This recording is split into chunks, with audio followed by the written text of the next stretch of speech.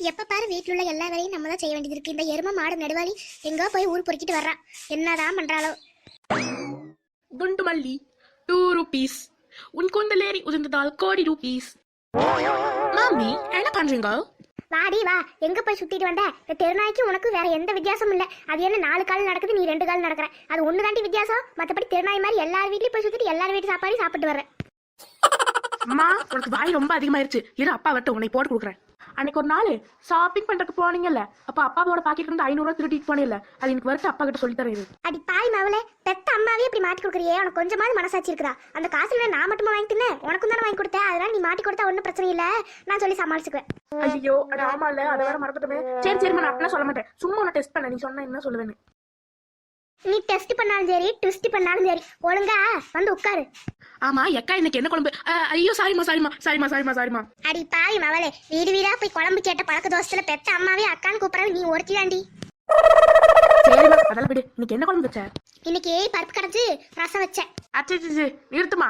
எப்ப பாரு பருப்பு ரசம்ட்டு உன் தொல்லை தாங்க முடியாம தான் அந்த மனுஷன் ஆபீஸ்ல இருந்து வரவே மாட்டாரு. பாவே எங்க அப்பா எப்படிதான் உங்க கூட இத்தனை வருஷம் குப்பை கொட்டினாரோ. பக்கத்து வீட்டு அக்கா எல்லாம் போய் பாரு, எப்ப பாரு சிக்கனு அது இதுன்னு செய்யறாங்க. ஒரு நாளாவது செஞ்சு கொடுத்துருப்பியா நீ? சொல்லுவிடி சொல்லுவேன். நான் ஆக்கி கொடுக்காம நீ இத்தனை நெட்டைக்கே வாழ்ந்துருக்கிறியாக்கு.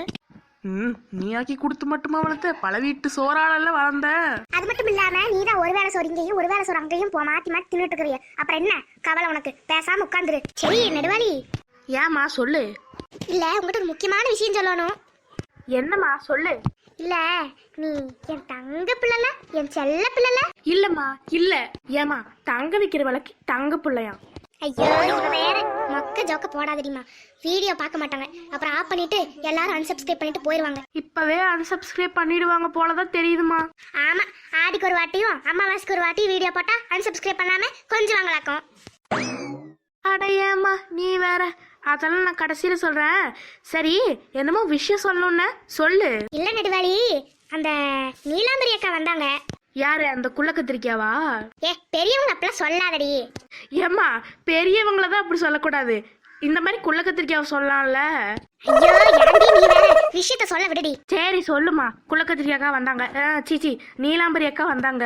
ஆனாலும் உனக்கு இருக்கிற கொழுப்பு ஊர்ல இருக்கிற எவளுக்கு இருக்காதடி. உன்னை மட்டும் நெட்டான்னு சொன்னா உனக்கு எப்படி கோவம் வருது? ஐயோ விஷயத்த போட்டு இழுக்காம சொல்லுமா என்னன்னு. இல்ல அந்த அக்கா ஊர் பக்கத்துல ஒரு பையன் இருக்கிறானாமா, நல்ல வேலைக்கு போய் மாசமான 60,000 சம்பாதிக்கிறானாமா.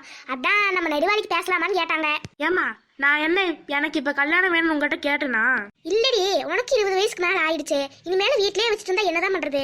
ஏமா நானே டெய்லியும் ஊரூரா சுத்திட்டு சுதந்திர பரம மாதிரி வாழ்ந்துட்டு இருக்கேன். அது உனக்கு பிடிக்கலையா என்ன? ஆமாடி, இப்படி ஊர் சுத்திட்டே இருந்தா வயசாகுது. கல்யாணம் பண்ண வேண்டாமா? கல்யாணம் பண்ணிட்டு உன்ன மாதிரி போய் ஆக்கி போட சொல்றியா? பின்ன கல்யாணம் பண்ணா எல்லாத்துக்கும் பார்த்துதான் ஆகணும். ஐயோ நம்ம துரையை வேற லவ் பண்றமே, அது வேற இன்னும் நம்ம அம்மா கிட்ட சொல்லவே இல்லை. சொல்லலாம்னு சொல்லிட்டு நினைச்சிட்டே இருந்தேன். அதுக்கப்புறம் பார்த்தா இது எங்கேயோ கொண்டு போய் விட்டுரும் போல இருக்கே. சொல்லிடுவோமா வேண்டாமா? எனக்கு இப்ப என்ன பண்றேன்னு ஒண்ணுமே புரியலையே. என்னடி? ஏம்மா எனக்கு இப்போதைக்கு கல்யாணம் வேண்டாமா. உன்னை யாரு பார்த்து உடனே கல்யாணம் பண்ண சொன்னா? நாளைக்கு மாப்பிள்ளை வீட்டுக்காரங்க வருவாங்களாமா. சேலை கட்டி பொண்ணு மாதிரி லட்சணமா நில்லு. அவங்களுக்கு பிடிச்சிருக்குன்னு சொன்னா கல்யாணம் பண்ணிக்கோ, இல்லன்னா வேண்டாம். அவங்களுக்கு பிடிச்சிருந்தா இல்ல, எனக்கு பிடிச்சிருந்தா. சரி சரி, உனக்கு பிடிச்சிருந்தா கல்யாணம், இல்லன்னா வேண்டாம். இங்க பாருமா, வாக்கு மாறக்கூடாது. அப்புறம் நாளைக்கு மாப்பிள்ளை பையன் வந்து பிடிச்சிருக்குன்னு சொன்னா கல்யாணம் பண்ணி வச்ச அவ்வளவுதான் சொல்லிட்டேன். உனக்கு பிடிச்சிருந்தா வேண்டி, இல்லன்னா வேண்டாம் விடு. அந்த பயம் இருக்கட்டும். வீடு வீடா சுத்திட்டு என்ன டெய்லி சோறாக்க வச்சு டார்ச்சரா பண்ற இருக்குடி நாளைக்கு உனக்கு.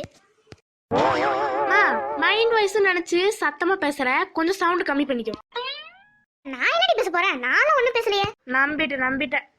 ஹாய் ஃப்ரெண்ட்ஸ், எல்லாரும் எப்படி இருக்கீங்க? நிச்சயமா நல்லா இருக்கீங்கன்னு நம்புறேன். ஸோ சாரி, இவ்வளோ பெரிய கேப், கிட்டத்தட்ட 1 மந்த்தாக நம்மளால வீடியோஸே போட முடியல. ஏன்னா வந்துட்டு எக்ஸாம்ஸ் வரதுனால வந்துட்டு ஃபோனே எடுக்க முடியலை. ஸோ அதனால தான் வீடியோஸே வரல. ஸோ ரொம்ப சாரி எல்லாத்துக்கும் ரொம்ப சாரி.